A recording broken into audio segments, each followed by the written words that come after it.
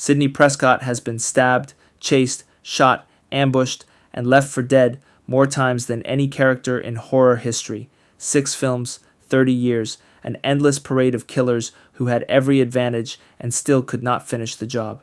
Today, we are breaking down every single time Sidney Prescott should have died and didn't.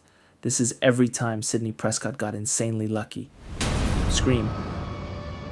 Wes Craven's 1996 slasher masterpiece drops us into Woodsboro, California, where high school student Sidney Prescott is already living under a dark cloud. It is the anniversary of her mother Maureen's murder, for which a man named Cotton Weary was convicted and jailed. That same night, 2 students are brutally killed by a masked figure in a Ghostface costume, and the town immediately spirals into fear.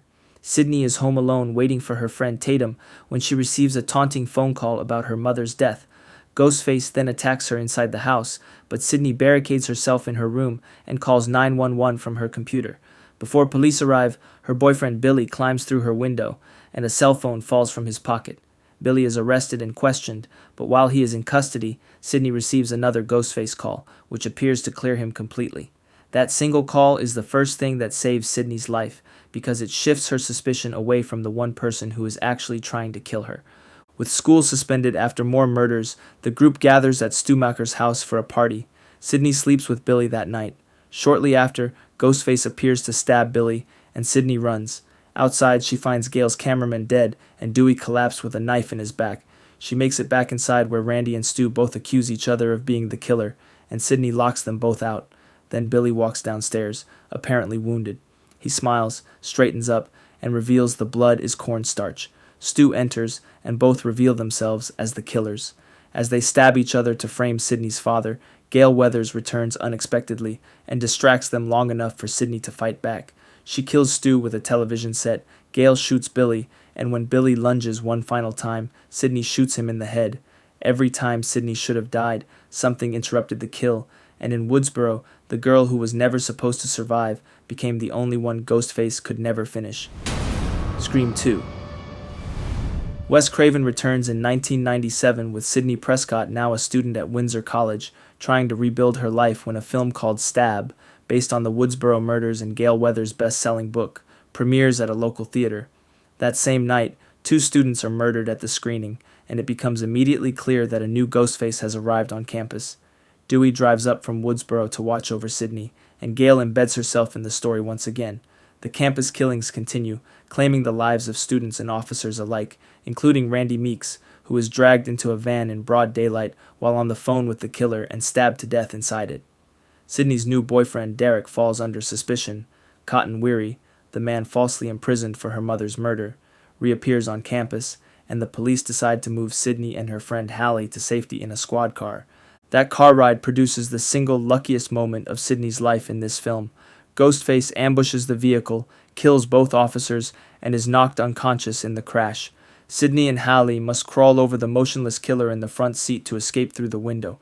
Sidney pushes to unmask him right there, but Hallie refuses and pulls her away. The moment they clear the car, Ghostface wakes up and stabs Hallie to death. Sidney runs. She reaches the campus theater where she finds Derek tied to a cross from a fraternity hazing ritual. Ghostface reveals himself as Mickey, a film-obsessed student who planned all along to be caught and blamed cinema for his crimes at trial. Mickey shoots Derek and then holds Sidney at knife point before a second killer steps forward, reporter Debbie Salt, who removes her disguise to reveal herself as Nancy Loomis, Billy's mother, who engineered the entire killing spree to avenge her son's death. As Mrs. Loomis presses a knife to Sidney's throat, Cotton Weary, the man Sidney once helped convict, appears and shoots Mrs. Loomis. Sidney finishes her off, then she and Gail gun down Mickey when he revives. In Scream 2, Sidney didn't just survive the sequel, she survived it by the width of an unconscious killer's coat. Scream 3. Wes Craven's third entry in 2000 finds Sidney Prescott living completely off the grid in a secluded cabin in Monterey, California, working remotely as a crisis counselor under a different name, her location known only to Dewey. That carefully constructed isolation collapses when a new Ghostface begins murdering the cast of Stab 3 in Hollywood, a film based on the Windsor College killings, and Sidney travels there to help with the investigation. She walks onto the Stab 3 set and into a near-perfect recreation of her Woodsboro home, where Ghostface attacks and chases her through the sets before vanishing entirely when Sidney reaches Dewey and the police. That attack should have killed her. She was alone, on a killer's home turf, inside a replica of the house where her nightmare began. But Ghostface abandoned the chase the moment other people appeared. The film builds toward its most lethal moment at producer John Milton's mansion, where Roman Bridger, the director of Stab 3, unmasks himself as Ghostface and reveals he has been operating completely alone. Roman discloses he is Sidney's half-brother, the product of Maureen Prescott's assault during her time in Hollywood, and that he personally manipulated Billy Loomis into committing the original Woodsboro murders by showing him footage of his father's affair with Maureen. He has orchestrated every death across the entire film, specifically to lure Sidney out of hiding and frame her as the killer. After revealing a bound and dying John Milton, Roman shoots Sidney directly in the chest. She drops. Roman moves on, and Sidney stands back up, revealing she had put on a bulletproof vest before entering the mansion. She stabs Roman repeatedly, but he rises again until Dewey shoots him in the head. In Scream 3, Sidney survived because she anticipated the ending before the killer did, and that one quiet decision to strap on a vest made her the luckiest final girl in Hollywood. Scream 4. Wes Craven returns for the fourth and final time in 2011 with Sidney Prescott back in Woodsboro on the last stop of her book tour for her memoir Out of Darkness, a self-help book about surviving the original murders. Her arrival coincides exactly with a fresh Ghostface killing spree targeting students from Woodsboro High, and evidence is planted in her rental car, connecting her to 2 murders, forcing her to remain in town under police supervision. The killings continue, picking off students and adults alike, and Sidney spends most of the film as both target and suspect while staying with her Aunt Kate and teenage cousin Jill Roberts. Sidney reaches Jill's friend Olivia's house just in time to witness Olivia being butchered through the window next door. Close enough to hear it happen, too far away to stop it. The film's most devastating lucky moment arrives in the finale. Jill and her accomplice, Charlie Walker, are revealed as the Ghostface killers, their entire plan designed to replicate the original Woodsboro massacre and make Jill the famous sole survivor, a new Sidney Prescott for the social media generation. Jill kills Charlie, then stabs Sidney repeatedly and stages the scene to frame her dead ex-boyfriend Trevor. She beats herself with a glass picture frame, slams her own head into a cabinet, throws herself through a glass table, and even shoves a piece of glass into her own arm to manufacture convincing wounds. Sidney is left for dead. She is taken to the hospital, where she wakes up. Dewey and Gale, having pieced together the truth, arrive at Sidney's room seconds before Jill does. Jill attacks Sidney with a defibrillator, but Sidney reverses it onto Jill, then shoots her through the heart. The girl who planned every detail of her own survival forgot one rule. Sidney Prescott does not stay down, and in Woodsboro, that oversight is always fatal. Scream, 2022. Matt Bettinelli-Olpin and Tyler Gillett's 2022 requel opens 25 years after Woodsboro, with teenager Tara Carpenter attacked at home by a new Ghostface, but unlike nearly every Scream opening before it, she survives. The attack draws back Tara's estranged older sister Sam, who carries a secret she has hidden for years. She is the biological daughter of Billy Loomis. Sam returns to Woodsboro with her boyfriend Richie, and the circle of suspects immediately widens to include Tara's entire friend group. The killings escalate. Dewey is stabbed to death at the hospital during a second Ghostface attack, and his death pulls both Sidney and Gale back to Woodsboro. Sidney arrives not as the primary target this time, but as a legacy character the new killers specifically need dead to complete their story.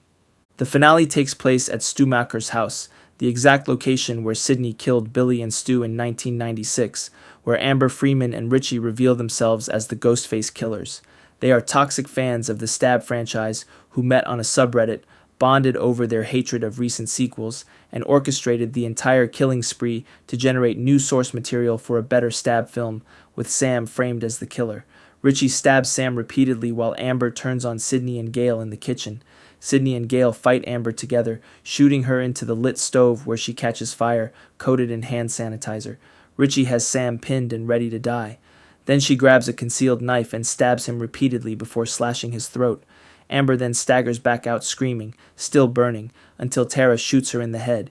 Sidney survives because 2 killers who spent months engineering her death forgot that the woman they were using as inspiration had already survived exactly this before.